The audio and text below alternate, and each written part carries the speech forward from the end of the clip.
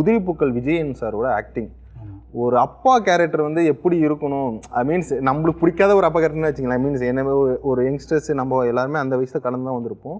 அந்த விஜயன் சார் கேரக்டரை பார்க்கும்போது உருப்படாத ஒரு பையனை எப்படியாச்சும் திருத்தணும் அப்படின்னு நினைக்கிற ஒரு அப்பா.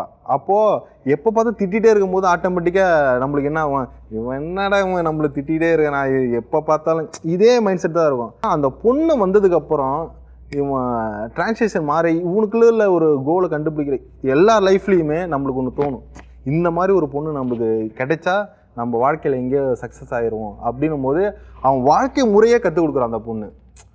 நீ ஆமாம், நீ வேலை கிடைச்சிருச்சு, நீ போயிட்டு உங்கள் அப்பாட்ட போய் சொன்னியா. அந்த வகையில் வந்து விஜயன் அவர்கள் அந்த இடத்துல அவனுக்குள்ளேயும் ஏதோ ஒரு இருந்திருக்கு பாரு அப்படின்ற வார்த்தை வந்து ரொம்பவே இம்பாக்ட்னா அது இன்னைக்கு வரைக்கும் அது மீம் மெட்டீரியல் இல்லை, இன்னைக்கு வரைக்கும் அதை சொல்லுவாங்க. போடி, ஆனால் அந்த டைலாக் ஒன்று போடி, என் புள்ள வந்து ஹீரோ டைலாக் வேலை கிடைச்சிது, வேலை செய்கிறான் அப்படின்னும் போது